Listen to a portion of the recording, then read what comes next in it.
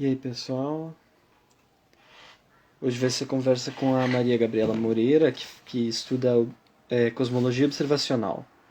E aí ela vai falar sobre observação de lentes gravitacionais e como que a gente pode trabalhar com os dados se os modelos são incompletos.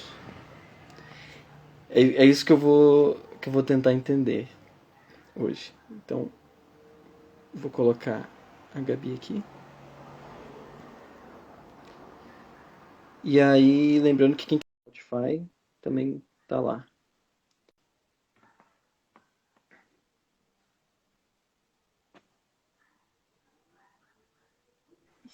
Opa, E aí, Gabi? ei, Ah, tudo tá. bom? Tudo bem? Teu celular tá Virado, de né? pé, tá virando. Ah, ele não vira câmera automática. É mó ruim, né? Não, deixa eu tentar fazer uma coisa rapidinho. Tá bom, tá bom. Hum, talvez agora funcione, não tenho certeza. Não, né? Eu acho que o Instagram, ele é meio chato. Sim. Ai, que chato. Tipo, Putz. se você conseguir colocar ele assim pra cima, fica bom. Se você, eu não sei se você tem um fone incomodando, mas você pode tirar o fone também.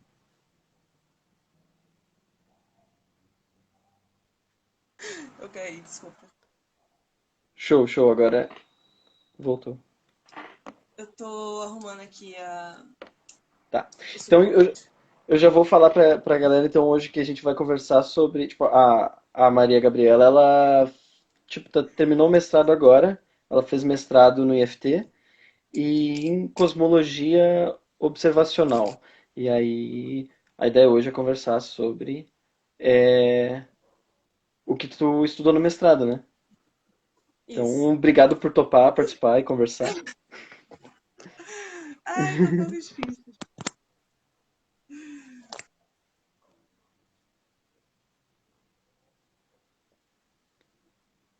Tá um pouco ridículo, mas tudo bem. Ai, peraí. Uhum. Se você Eu acho tiver, que. bom, enfim. Acho que eu não tô conseguindo deixar ele em pé. Putz, acho que vai ter que ser assim mesmo. Você que sabe, ou se você tiver dois livros assim, você pode. é, Ou você pode tirar o fone também, não tem problema. Enfim, É, mas bom, você que vou ficar sabe. assim por enquanto e ver como é que fica. Tá. Bom, tipo. é, Então, o que eu falei tá correto, eu acho, né? Você trabalhou com cosmologia observacional, né? No, no- no seu mestrado, né? Foi. Eu fiz o mestrado com o Rogério Rosenfeld, no IFT. Uhum. Meu trabalho era com cosmologia observacional. Então, a questão de cosmologia observacional é essa dança que a gente faz entre juntar os dados com a teoria e tentar ver o que sai de cosmologia disso. Então, é isso que acontece. A gente pega o meu trabalho, que é uma coisa que eu quero continuar fazendo isso no mestrado, no doutorado, envolvia trabalhar com colaboração. Então, colaborações são basicamente esses grandes telescópios que estão por aí. E o que eu participei foi um que chama Dark Kennedy Survey. Eu acho que ele fica no Chile, no deserto do Atacama. E tem, assim, uma galera trabalhando com isso. Acho que é uma equipe de 400 cientistas. E é gente, assim, de muitas coisas dentro da cosmologia, mas tem gente da astrofísica lá também, pegando os dados para Uhum. poder estudar objetos do sistema solar. E aí a questão o meu grupo de pesquisa, a gente usava esses dados para estudar cosmologia. Então, E uma coisa que é Tipo assim, interessante. Ah, isso que você fala é tipo assim, tem um telescópiozão lá, um telescópio que fica coletando, tipo, imagens do céu e aí a galera vai pegando esses dados e, tipo, esse grupo que você falou é uma galera que fica pegando esses dados do telescópio sim, assim, pra pesquisar. é muito trabalho para ser feito quando você trabalha em colaboração. Tem muita gente fazendo de tudo.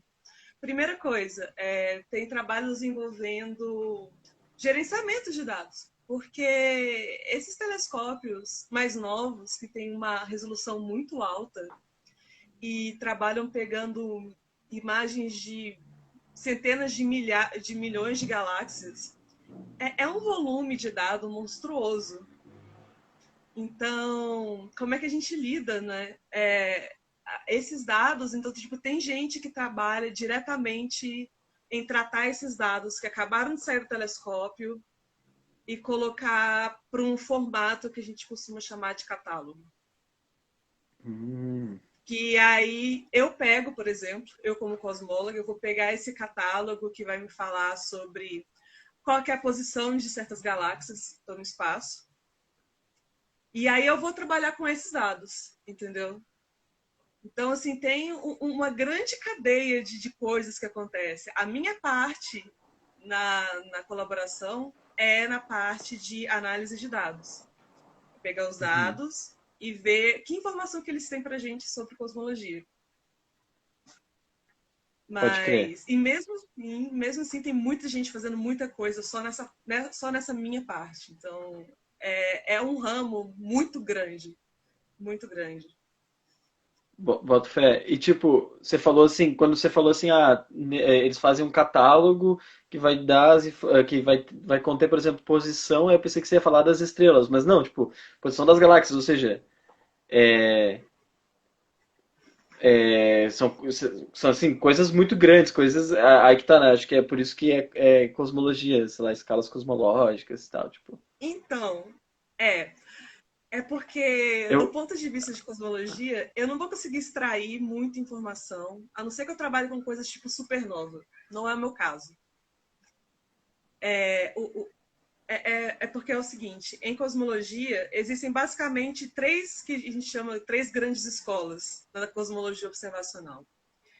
Essas escolas, elas são mais ou menos quais são as coisas que a gente, os dados que a gente usa para poder, a gente chama probe, tipo, obter informação de cosmologia. Então, tem três observações que são usadas para cosmologia.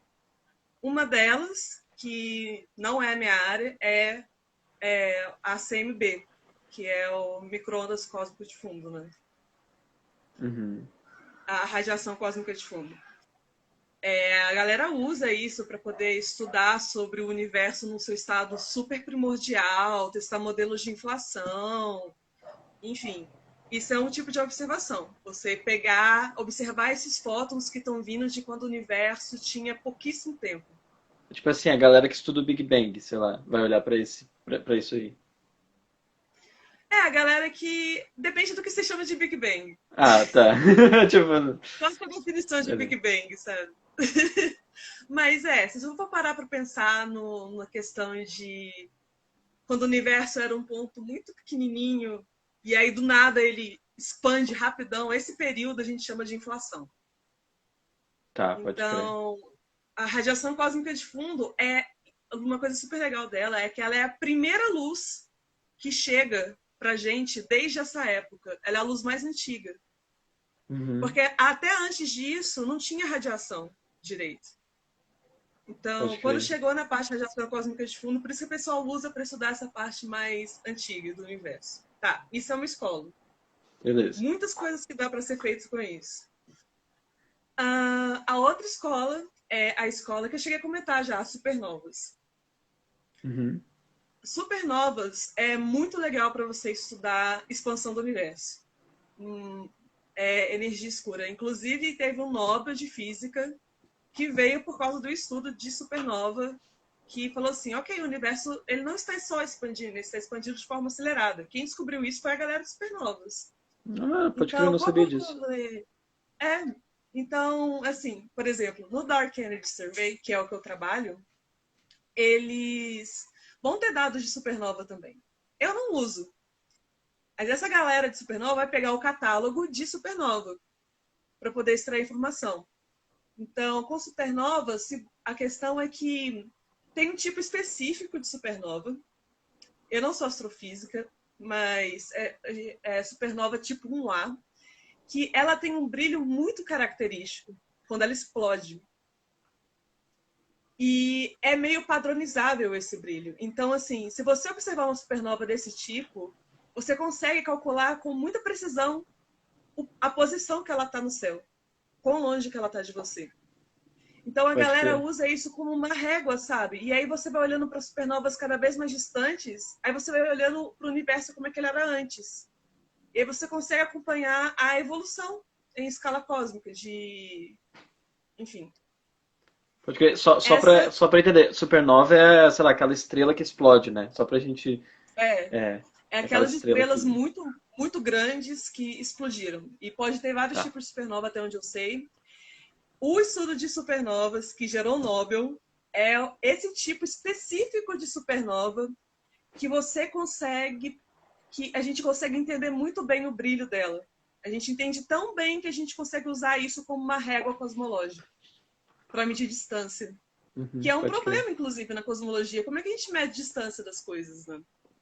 Como é que eu vou saber direito qual é a distância que uma galáxia vai estar? Tem toda a questão de redshift. Como é que a gente sabe? Enfim, supernovas é uma forma de você medir distâncias cosmológicas. Tá, essa é a segunda escola.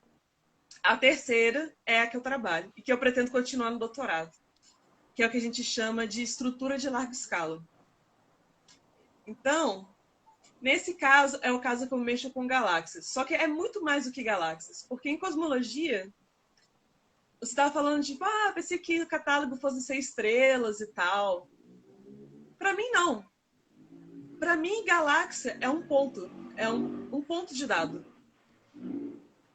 Na verdade, eu trabalho com. Quando a gente fala sobre o que é essa estrutura de larga escala, então vamos pensar em questão de escala. Você tem a estrela, aí você tem o sistema solar, e aí você Uhum. dá um zoom para trás, você tem a galáxia.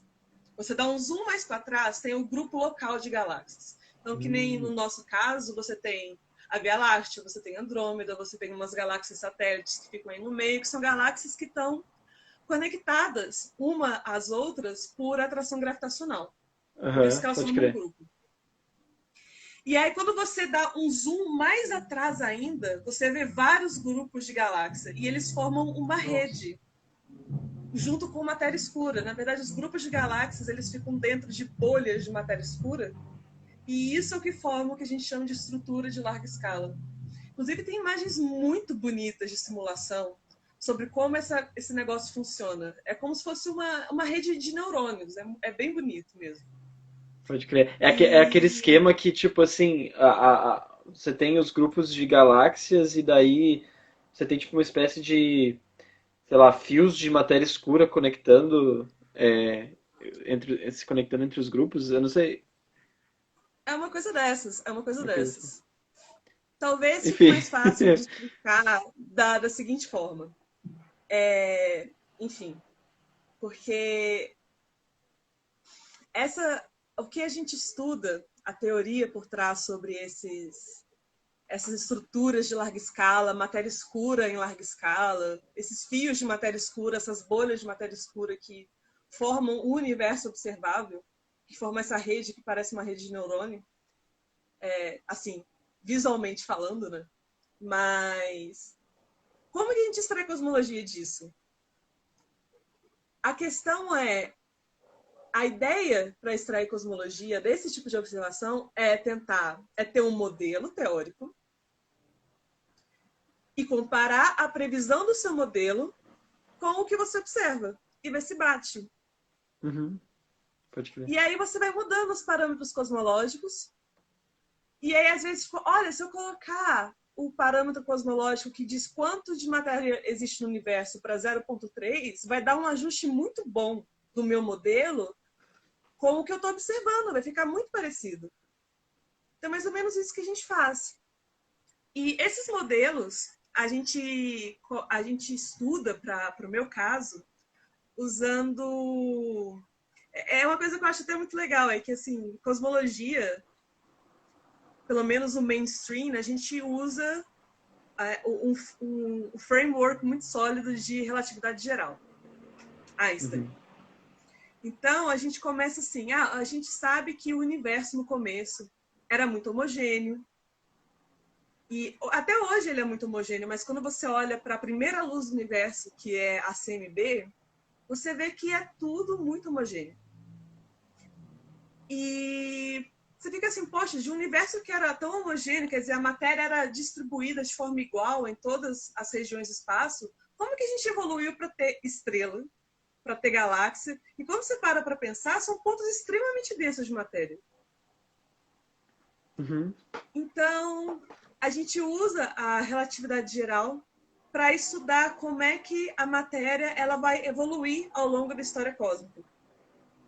E aí, quando você usa a relatividade geral, você usa as equações de Einstein e bota elas para evoluir com o tempo, você vê que, com o passar do tempo, a matéria que era, a princípio, homogênea, ela vai começando a se atrair pela gravidade.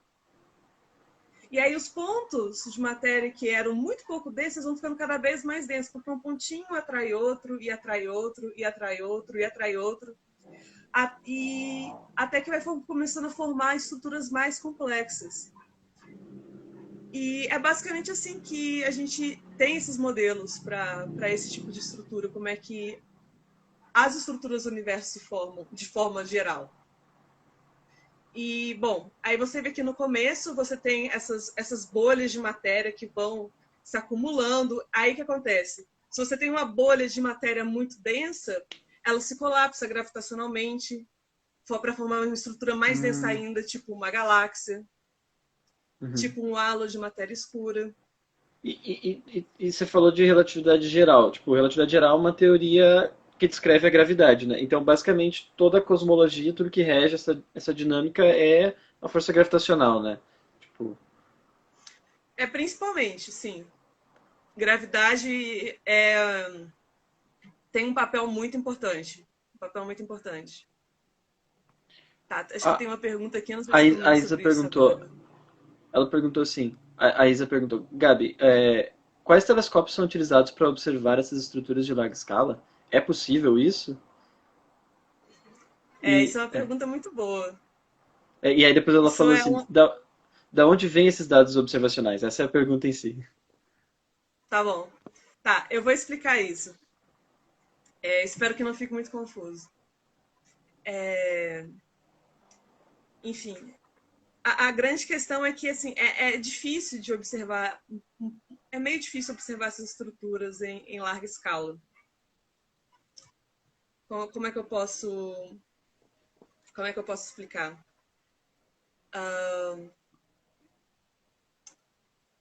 Porque, por exemplo, a gente não observa essa rede de matéria escura, porque matéria escura não interage com luz.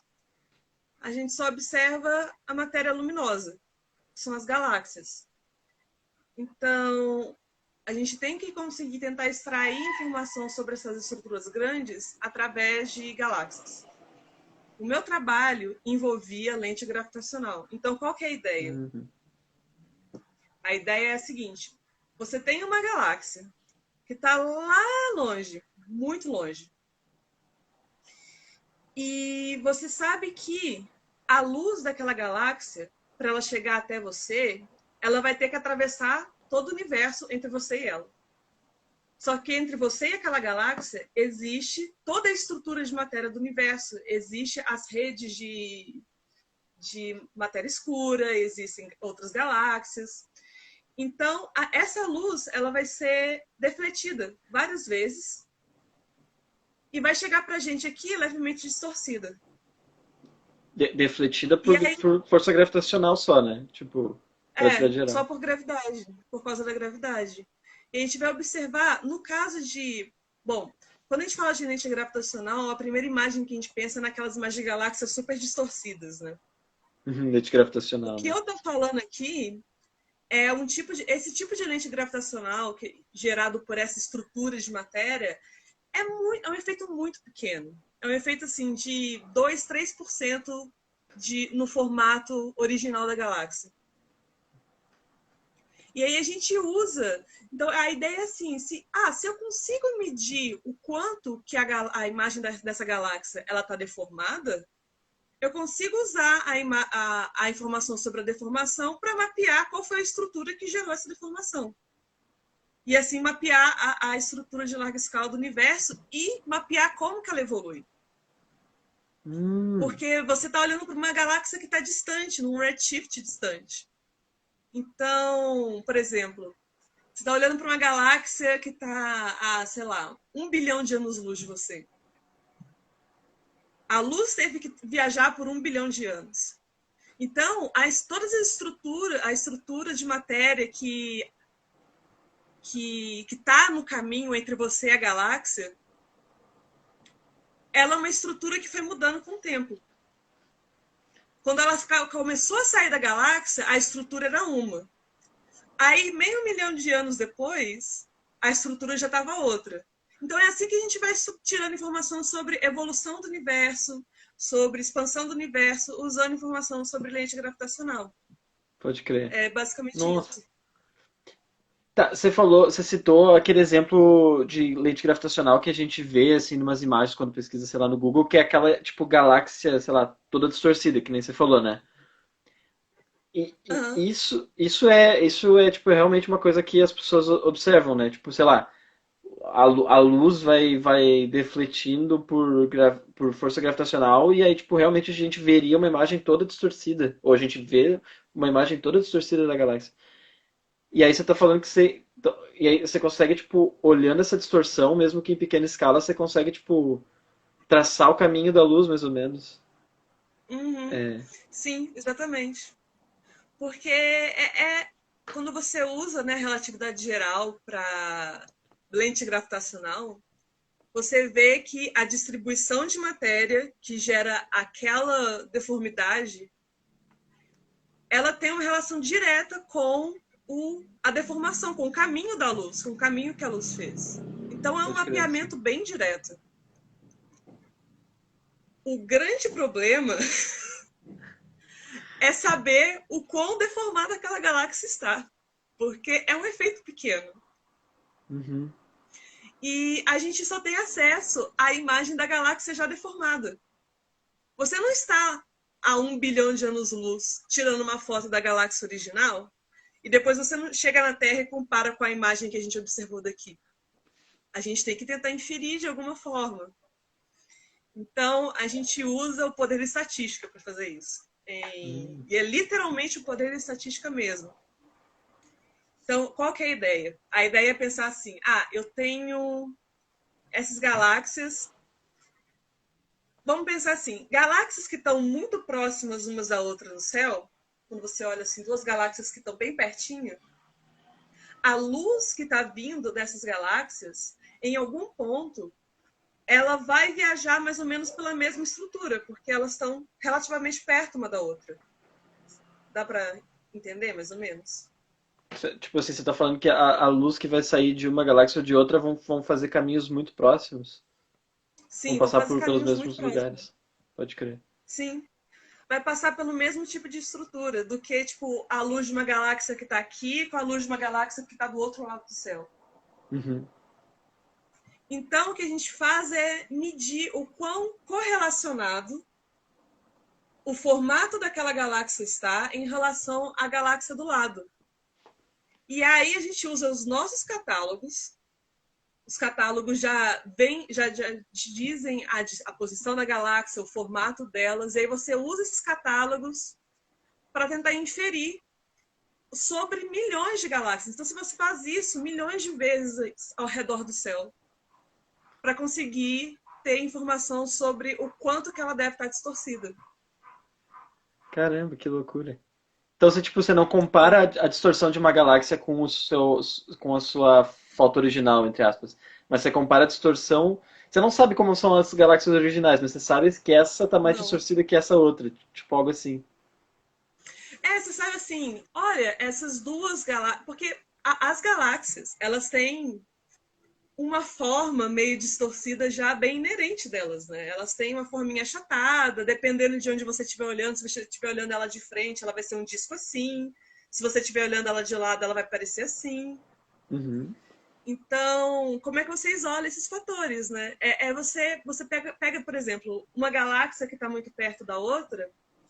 Se você vê que as galáxias naquela região todas parece que elas estão levemente inclinadas para uma mesma região, aí você fica assim, provavelmente isso daqui está indicando que tem uma densidade de matéria que está fazendo com que a imagem dessas galáxias pareça levemente inclinadinho para cá, levemente achatado.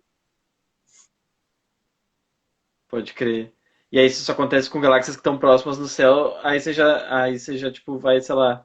É isso que você falou, você sabe que nessa direção vai ter alguma coisa, tipo. Aí você, Sim. você, você- você tenta dizer se é matéria escura ou o que que é. Hum, não, Ou isso já é porque muito, é um ainda é passo muito óbvio. grande. É um passo muito grande, porque você está observando gravidade, né? Ah, sim, sim.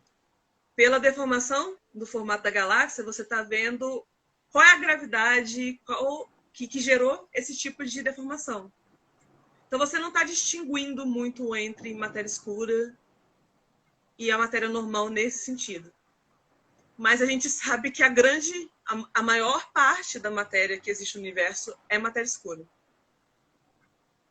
Então, em grande parte, isso é um estudo muito bom para entender a distribuição de matéria escura no universo.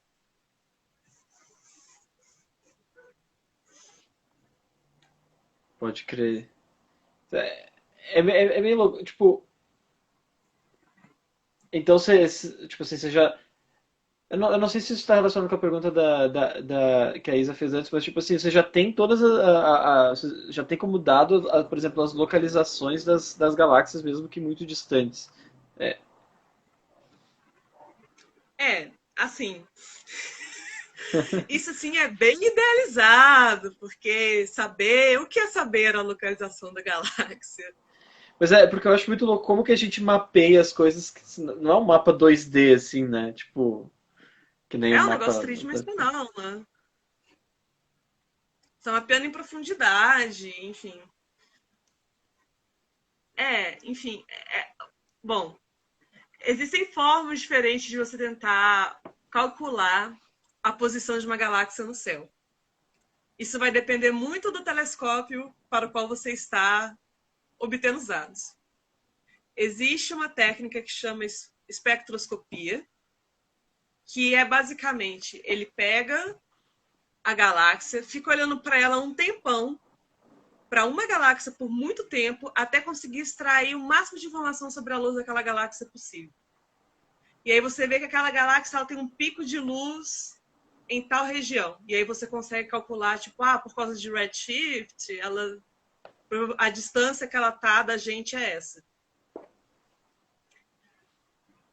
A colaboração que eu trabalho usa um outro tipo de técnica, porque esses de espectroscopia, apesar de ser muito preciso, porque você está pegando bem o pico de luz da galáxia, então você está sabendo muito bem assim onde é que ela está. Isso demora muito tempo para cada galáxia, sem ficar muito tempo olhando para ela. E você está deixando de pegar informação sobre outras também. Quando você usa esse tipo de técnica, você está diminuindo a quantidade de dados.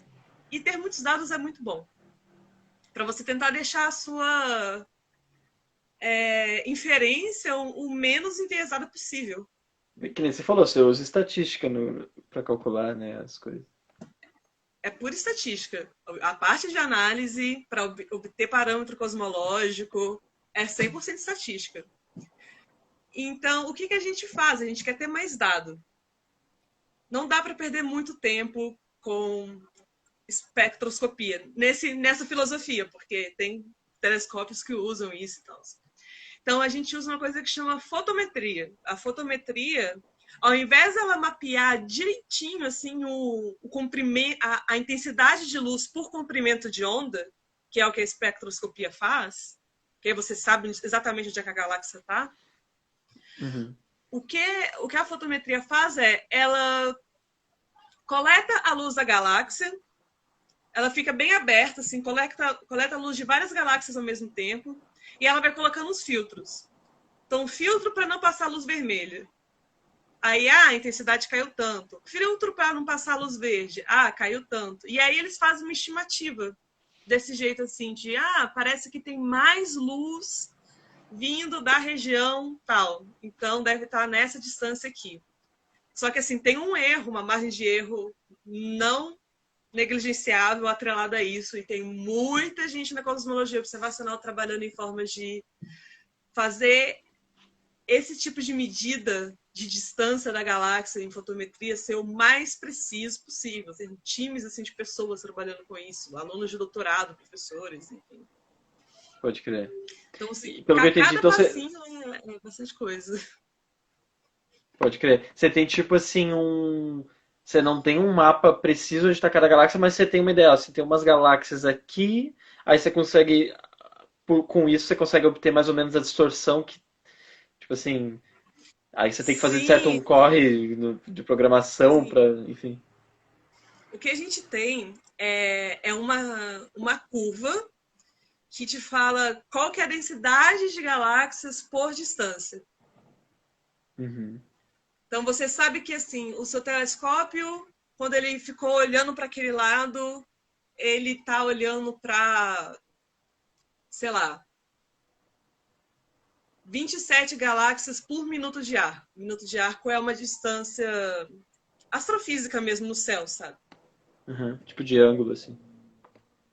Exatamente. E aí você faz a curva. Quando você usa esse tipo de técnica, você tem uma curva de distribuição. Como é que essas galáxias elas estão aproximadamente distribuídas por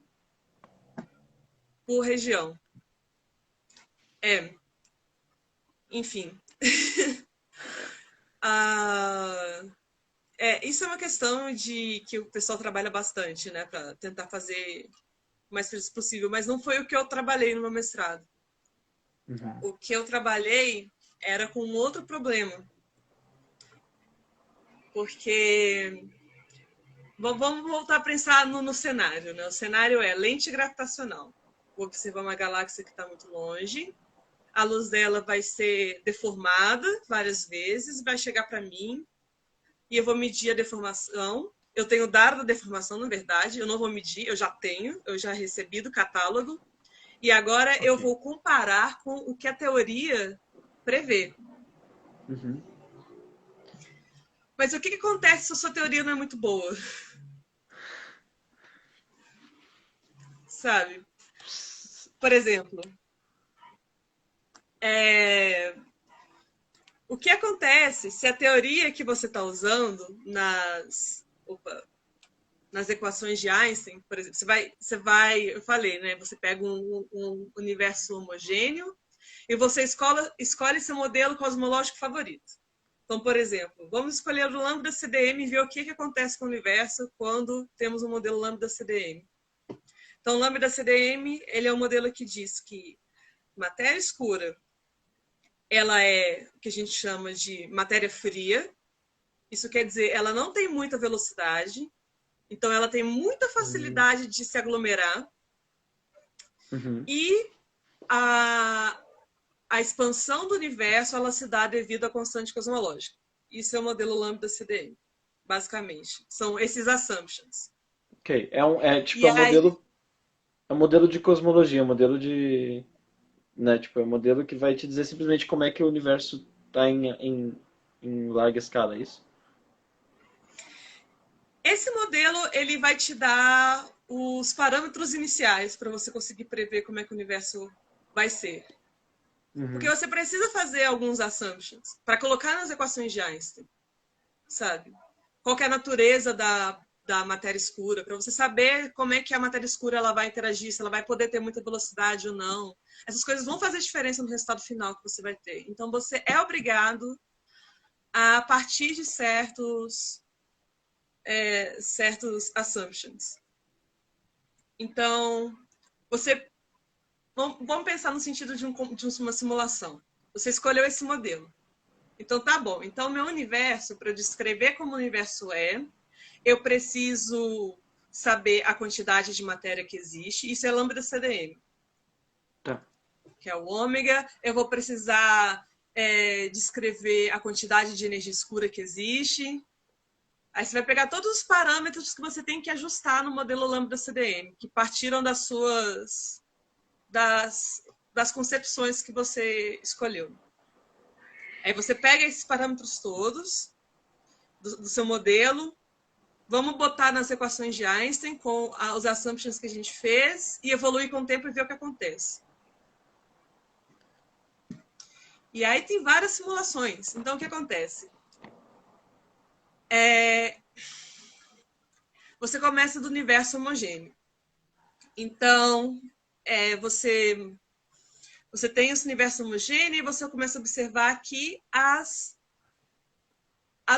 as iniciais perturbações de matéria, porque se não tiver uma pequena densidade de matéria no começo do universo, não tem como as coisas se atraírem, certo? Se Aham. não tiver uns pontinhos de matéria espalhados. Você Então, isso considera a gente chama tipo um de universo homogêneo, mas com pequenas, assim, perturbações.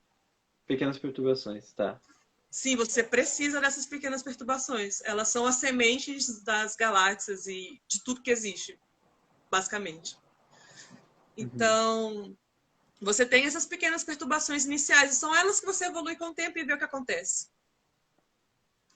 Então, no começo, essas pequenas perturbaçõezinhas vão começando a chegar uma perto da outra, elas vão estar competindo contra a expansão do universo, que vai estar afastando uma da outra. Vai ter essa competição entre gravidade e expansão, né? Ao mesmo tempo. Aí, quando o universo ele vai ficando mais velho, você vai ver que essas perturbações elas vão começar a ficar um pouco maiores. Tipo, eu posso pensar nessas perturbações como algumas regiões, assim, onde a matéria tá, tipo assim, onde eu tenho, sei lá, mais matéria, mais energia, sei lá, esse tipo de É coisa. exatamente. Regiões que têm mais matéria e, enfim, regiões que têm menos matéria. É exatamente isso. Tá. Exatamente. E aí você vai chegar num ponto que, em uma certa altura no universo, você vai ter o começo da formação de estrutura. Então, a matéria está começando a se alinhar para fazer esses fios de energia escura e etc. Só que a matéria ainda não colapsou em estruturas super densas, tipo halos de matéria escura, tipo galáxias. Isso, em cosmologia, a gente chama de a parte linear da teoria. E por que linear? Porque agora, quando você chega nesse ponto do universo em que as suas densidades de matéria evoluíram a esse ponto, quando você vai olhar elas nas equações de Einstein, elas são perturbações lineares sobre um universo homogêneo. Ok. Porque elas são pequenas ainda. Ok, linear no tipo assim, no tipo assim que é realmente isso, é função linear, tipo pequena perturbação e tal. Exatamente, são pequenas perturbações, função linear. Não tem perturbação quadrado, porque elas são muito pequenas. Perturbação Uhum, uhum, quadrado é desprezível. uhum. Imagino que E daí quadrado. é um modelo simples de calcular tudo, assim. Tipo, você consegue calcular tudo e aí você tem essa ideia dessa evolução. Exatamente. Exatamente. Então, assim, é perfeitamente isso. A questão é, quando você tem perturbações lineares, as equações de Einstein também ficam lineares para as perturbações. Então é muito fácil de calcular. Você tem as soluções analíticas, o computador calcula isso muito fácil. A questão é que a gente sabe que o universo não é assim. Porque, olha a gente aqui. A gente não é linear, com certeza. Sabe? É, Então, assim, a gente tem que acrescentar alguma coisa nessa teoria aí para levar em consideração perturbações que são cada vez mais densas. E aí que começa o problema. Porque agora as equações de Einstein são difíceis de calcular.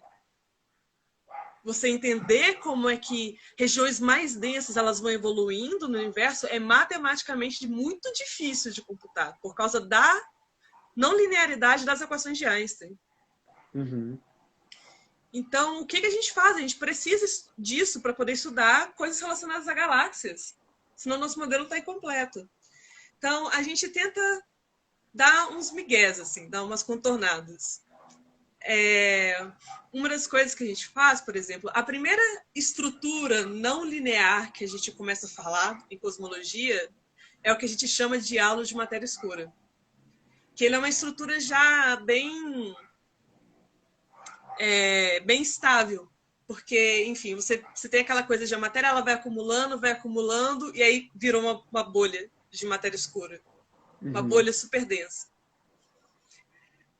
Então, a gente usa esse chamado modelo de halo, que é, vamos tratar todas as regiões do universo que são muito densas em matéria como bolhas de matéria escura. Isso é o modelo de halo. Ok. Então, tudo que for denso é uma bolha de matéria escura. Seria a primeira aproximação, assim, depois de modelo linear. Sim, exatamente. Primeira aproximação. Assim, tem outros tipos de coisa que você pode fazer. Você pode usar teorias perturbativas mais rebuscadas, de um loop, dois loop, etc. Mas eu estou falando assim, isso aqui, modelo de halo é muito popular. Pessoas realmente usam isso para analisar dados reais. Então, tudo bem. Ok, modelo de halo, quando a gente valida ele, comparar com simulações e observações, a gente vê que, olha, ele até que presta bem. Ele tá. Quando eu uso o modelo de halo e evoluo ele com o tempo, o tipo de estrutura que eu observo, que eu vou obter no final da minha simulação, ela é muito parecida com as coisas que eu vou observar. Mas não é perfeito. Mas é muito parecido. Pode crer, começa a ficar mais parecido. Ou bem Exatamente. mais. Então, aí agora tem um passo a mais, que é onde a minha pesquisa entrou, que é um problemão para a galera de lente gravitacional. Porque até agora a gente foi dando só zoom, né, no universo. A gente começou universo homogêneo. Ah, fácil de evoluir o universo homogêneo? Poxa, equação de Friedman, a gente tem aí como é que descreve o universo homogêneo, muito fácil. Aí você, pequenas perturbações, universo linear, aí ok. Fica um pouco mais complicado, mas dá para fazer. Aí eu vou olhando o universo mais de perto e eu vejo que tem coisas mais densas. Modelo de halo, ok. E a física que acontece dentro de halo de matéria escura? Quando você olha para o que está dentro dos halos de matéria escura, o que tem lá dentro? Galáxias. Começa a surgir as galáxias, pode crer. Agora você tem que saber resolver não só como matéria escura, no sentido de matéria que só interage gravitacionalmente, evolui. Agora você vai ter que levar em consideração outros tipos de interação. Porque eles vão ditar como é que vai ser a forma das galáxias, como é que elas vão estar localizadas. É, E isso, em pequena escala, vai interferir na distribuição de matéria. Pode falar. olha, isso é interessante, porque agora eu fiquei assim, porque eu pensei que na escala cosmológica realmente só força gravitacional importasse, mas você está então falando que eu tenho que considerar outras forças tipo força eletromagnética ou... Mais ou menos. É tipo isso. Existem coisas, tipo buracos negros, entendeu? Hum, Buracos negros ejetando matéria para tudo que é lado. entendi. Não é só uma questão de Supernovas eles ficar explodindo. flutuando um em torno do outro. É, enfim, esse tipo de coisa só se tornou um problema para a gente muito recentemente. Esse tipo de física. Porque até, sei lá, 10 anos atrás, 20 anos atrás, com certeza, os telescópios que a gente tinha não tinham uma resolução tão alta para pegar dados de regiões tão pequenininhas assim, com tanta precisão, com uma barra de erro tão pequena, sabe? Então, assim, a gente, antigamente, esse tipo de efeito era tão pequeno, considerado a barra de erro do próprio dado, que, tipo, não importa, você não precisava modelar. Mas agora, com esses telescópios super potentes, eles estão com um poder estatístico tão grande que agora físicas menores estão importando muito. Porque se você não souber modelar elas, você vai extrair cosmologia enviesada. Uma forma de entender isso é pensa num laboratório. Você está num laboratório de elétron, vai fazer um experimento para calcular um campo magnético. E aí você tem um aparelhinho que vai gerar campo magnético. Uhum. Ok, você faz o experimento. Olhei, o campo magnético é esse aqui. Escrevi.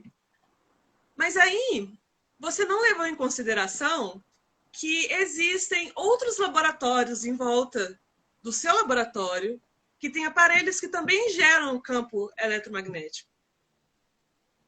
Então, assim, o valor que você obteve, ele vai estar enviesado por causa desse outro tipo de coisa que você não considerou. Ok, você não estava Entende? medindo exatamente o que você pensava. Exatamente. Se você pega, tipo, vou medir o campo eletromagnético dessa bobina. Eu tenho a minha teoria de como é que é o campo eletromagnético de uma bobina. Então, eu tenho aqui, vou comparar e ver como é que as coisas funcionam. Só que se você não considerar as outras coisas que estão em volta, a informação científica que você vai obter no final, ela vai estar enviesada. Porque você não porque você está trabalhando na sua teoria com um sistema isolado. Só que o seu experimento não está no sistema isolado. Pode crer. E Entende? aí, sim, a Rafaela ela fez o comentário. Se tornou um problema justamente porque agora dá para pensar em medir, né? Tipo Exatamente. assim. Tipo, se agora que você tá vendo, você não pode mais fingir que não viu. Não, não pode, não pode. Porque agora, uma coisa é, por exemplo, você vai medir o seu campo eletromagnético, só que o seu aparelho para medir campo eletromagnético é muito ruim. É assim, muito, muito, muito, muito, muito precário. Então ele vai te dar uma barra de erro muito grande. E aí você obteve um valor lá, por exemplo, sei lá, um Tesla, que deve ser um valor altíssimo para campo eletromagnético. Mais ou menos um. Sua barra de erro está gigante. Só que, assim, tem aqueles efeitos de campo eletromagnético de fora, eles são na faixa de 0,1 Tesla. Então, assim, tá afetando a sua medida principal de 1 Tesla, só que tá dentro da barra de erro, não tá enviesando, sabe? O problema é, se o aparelho para medir ele tiver uma precisão muito grande, a precisão dele for de 0,01 Tesla. Então, essa é a sua barra Uhum. de erro. E você mediu 1, sendo que do lado de fora você tem 0,1 Tesla, então, assim, seu dado agora está enviesado. Entende? Uhum. Então, esse é o problema que a gente tem que lidar agora. Virou um problema real. Antes a nossa barra de erro estatística era tão grande que não importa. Mas agora a gente consegue medir se está sendo um problema. Cara, isso é muito interessante, porque, tipo, normalmente quando se fala de cosmologia, realmente só se pensa em, sei lá, estrutura realmente grande escala, mas você precisar levar em conta, então, esse tipo de coisa que você falou, tipo, buraco negro ejetando matéria, você precisar levar isso em conta, tipo assim, mostra que realmente modelos cosmológicos, eles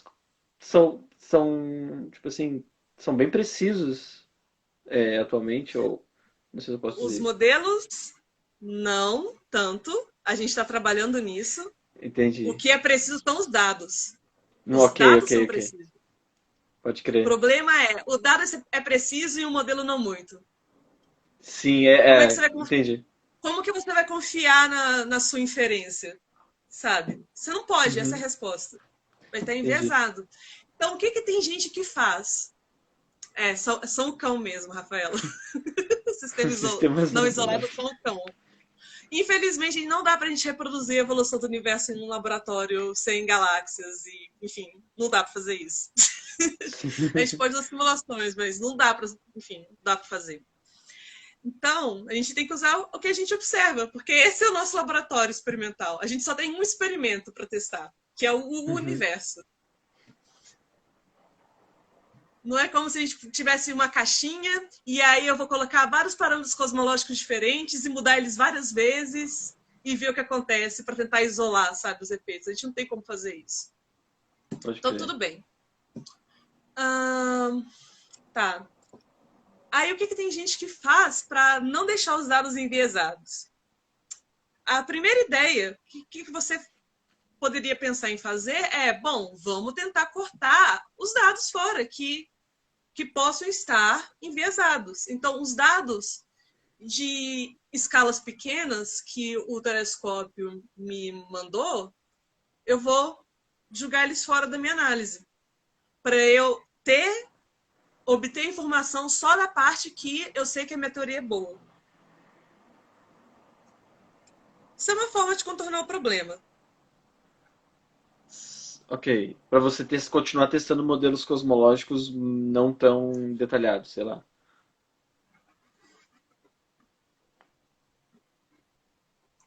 Continuar testando modelos cosmológicos não tão detalhados. Assim, os parâmetros cosmológicos você vai obter de qualquer forma, Ok. usando esse ou não. A questão é o tamanho da sua barra de erro, entende? Uhum. Então, por exemplo, você está nesse caso, você vou retirar parte dos dados, porque eu sei que, por exemplo, até eu olhar a escala de halos de matéria escura, eu tenho uma teoria aqui que eu sei que é muito boa para poder testar a cosmologia. Uhum. Então eu vou excluir tudo de dado que eu sei que vai envolver física de galáxia, e vou tentar extrair informação cosmológica só desse outro restante de dados. Só que como você está cortando o dado, você está diminuindo o poder estatístico da sua inferência. Você está tendo menos dado para poder Certo. testar a sua teoria. Então, o Ok, que acontece com aham. essa barra de erro? Ela cresce. Vai aumentando. Então, o que aconteceu? Você, para poder salvar o viés do seu parâmetro, quer dizer, para tentar ter o parâmetro mais próximo, o valor que você calcular mais próximo do que ele realmente deve ser, você acabou aumentando muito a sua incerteza. Então, assim, é o que muita gente faz, só que nunca é muito ideal, porque, poxa, a gente tem esses telescópios super incríveis para isso. A gente tem que dar um jeito, eles estão evoluindo e ficando mais tecnológicos para a gente poder extrair mais informação, ter mais poder estatístico para poder entender o universo com um nível de precisão cada vez maior. É, tipo, Então, o ideal é você querer realmente explicar todos os dados que você observa, né? Todos os dados que você obtém. exatamente. Exatamente. Não, vamos tentar não cortar os dados fora. E, enfim, tem gente que tenta usar umas outras formas de contornar esse problema. Que é, vou então acrescentar no meu modelo de matéria escura, eu vou acrescentar uns parâmetros aí que eu sei que eles vão imitar o que acontece quando eu tenho buracos negros dentro Hum. de halos de matéria escura. Isso é uma coisa que dá para você fazer, mas tem um problema. Tipo, é uma forma de você tentar aperfeiçoar o seu modelo para limitar o que você observa. A questão é, o modelo não é perfeito. Por quê? Porque a gente não entende a física. Entendi. E qual É o física a gente modelo. não entende? A gente não entende a física de como galáxias se formam, a gente não entende exatamente como que buracos negros dentro de galáxias eles vão injetar matéria, qual é a probabilidade de um buraco negro naquela galáxia injetar matéria num tal momento. A gente não sabe qual é a probabilidade de, enfim, de uma galáxia ter tantas estrelas. Então, assim, é muito... não vem de primeiros princípios. Não é que nem... Não vem o resto da cosmologia que vem de relatividade geral. Ficou um negócio muito fenomenológico, sabe? Uhum, pode crer. Começar a criar Então, modelinhos assim, matemáticos, talvez funcione. exatamente. Então, nada é perfeito. Gabi, Basicamente isso. tem 5 minutos para fechar 1 hora de live, que aí é o tempo limite, então aproveito só para avisar isso e talvez se tiver alguma coisa que tu queira falar para concluir, sei lá.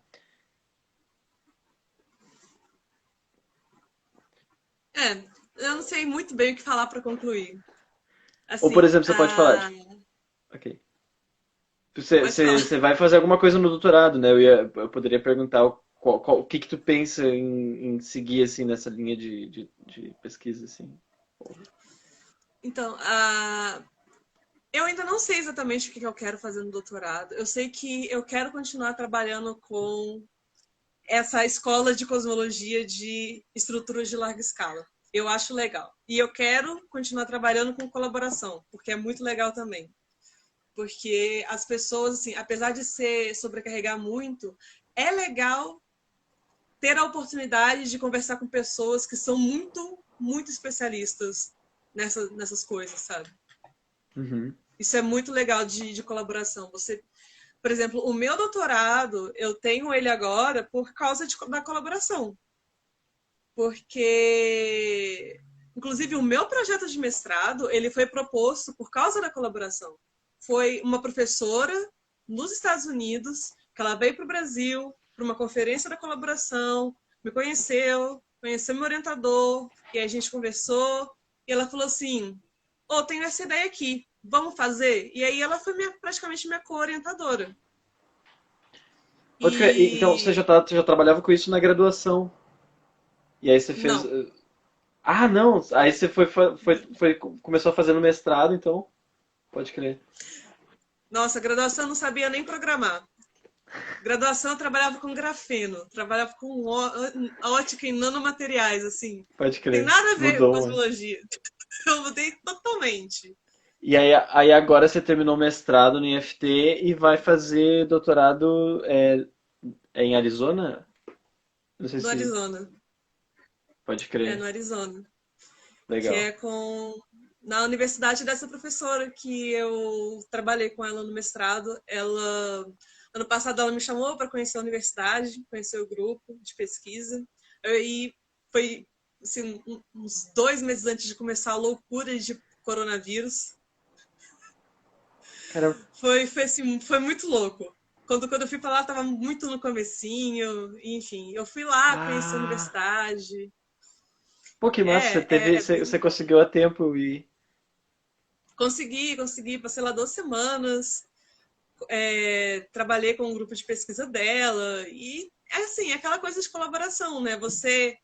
Ela falou assim, olha, eu tenho, enfim, um pós-doc que trabalha muito bem com isso. Ah, mas a gente conhece fulano da universidade tal, que trabalha com isso dentro da colaboração, ele vai saber te ajudar, conversa com ele. Então, assim, é bem interessante, porque essas coisas muito de física de fronteira, não tem livro-texto, sabe, te ensinando a Sim, fazer sim. isso. Eu lembro que isso foi, assim, perrengue no meu começo de mestrado. Então, o que te salva muito é você conseguir conversar com as pessoas certas. E elas te Uhum. explicarem com base nas coisas que eles sofreram. Para você não ter que sofrer de novo. Pode crer. Bom, então Mas, você tá indo lá pro lugar certo, interagir pelo menos por enquanto, interagir online, mas interagir com a galera que tá fazendo, trabalhando com isso aí, né? Fronteiras da cosmologia, sei lá. meio que isso mesmo. Galera que está trabalhando como observacional lá e que também está em colaboração, e, enfim. É bem isso. Pode crer. Então, obrigado, Gabi, por ter topado conversar e curtir pra caramba conversar contigo e perguntar essas coisas.